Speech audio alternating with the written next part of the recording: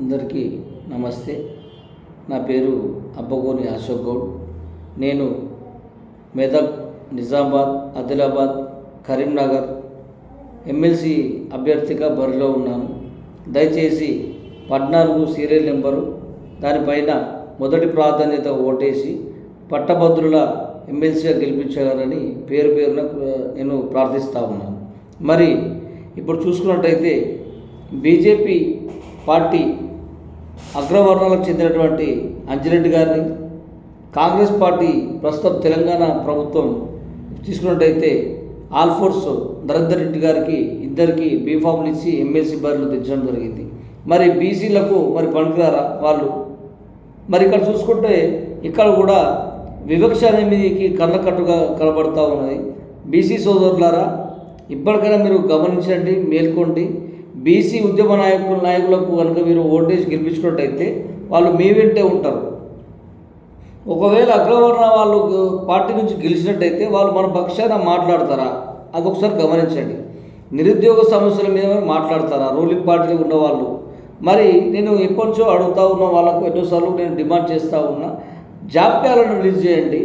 మీరు 6 గ్యారంటీలలో తెలంగాణ కాంగ్రెస్ ప్రభుత్వము 6 గ్యారంటీలు ఇచ్చింది, ఏ ఒక్కడు కూడా అమలు కాలేదు. రైతు బంధు కాలేదు, రుణమాఫీ కాలేదు 2 లక్షలది.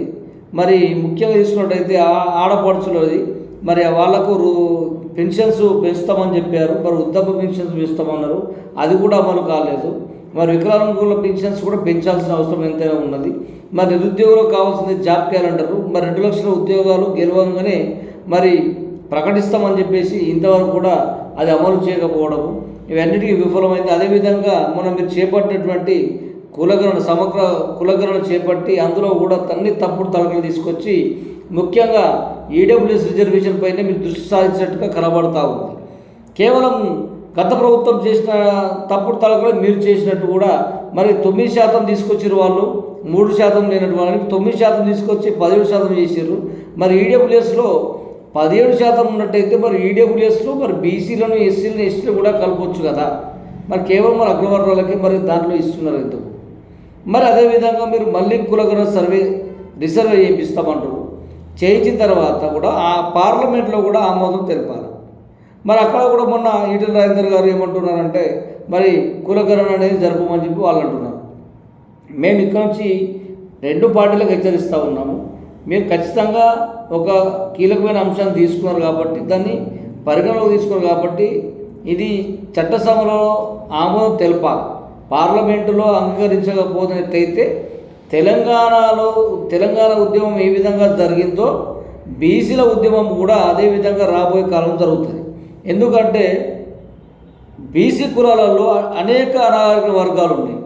మరి వాళ్ళకు విద్య కానీ ఇంకా ఉద్యోగాలు కానీ అనేకమైనటువంటి ఆర్థిక సమస్యలతో ఉన్నారు. కేవలం కుల వృత్తుల మీదనే ఆధారపడి జీవిస్తూ ఉన్నారు. మరి వాళ్ళకు విద్యను ఇవ్వాల్సిన అవసరం ఎంతైనా ప్రభుత్వానికి ఉన్నది. మరి దాంతోపాటు ఉద్యోగాలు కూడా కేటాయించాల్సిన అవసరం ప్రభుత్వానికి ఉన్నది. కాబట్టి మరి ఇవన్నిటి పక్కన పెట్టేసి వాళ్ళకు సంబంధించినటువంటి మేనిఫెస్టోలు ఏదైతే రిలీజ్ చేసారు, మరి పెద్ద సమస్యను ముందర పెట్టుకున్నారు. కాబట్టి ఖచ్చితంగా ఇది నెరవేర్చాల్సిందిగా నేను డిమాండ్ చేస్తున్నాను. పట్టభద్రులారా, మీరు ఈ సమస్యను మీరు గుర్తుపెట్టుకోర్రి.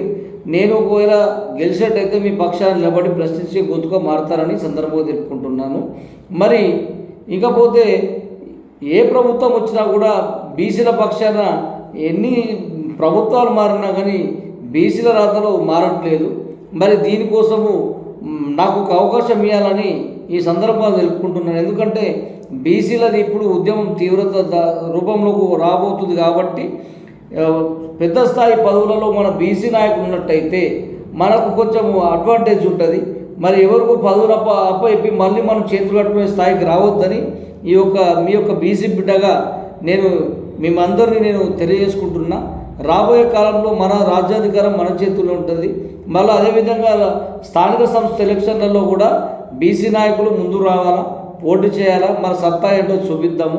మరి అదేవిధంగా ఇప్పుడు జరుగుతున్నటువంటి ఎమ్మెల్సీ ఎన్నికలలో మీరు కనుక ముందొచ్చి ఓటేసి గెలిపించినట్టయితే ఖచ్చితంగా మీ బీసీగా వెన్నంటే ఉంటారని సందర్భం తెలుపుకుంటున్నాను.